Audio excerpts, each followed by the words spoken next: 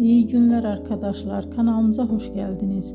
Bu videoda Hande Erçel'in bugün geldiği noktadan ve etkisinden bahsedeceğiz.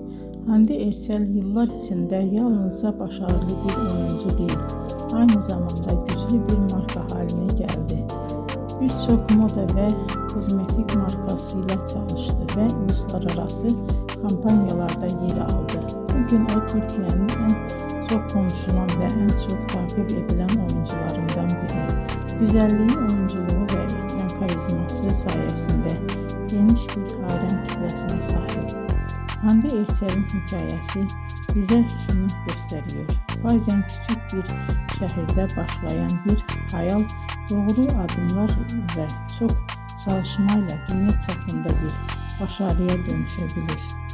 Bugünkü videomuzun sonuna geldik.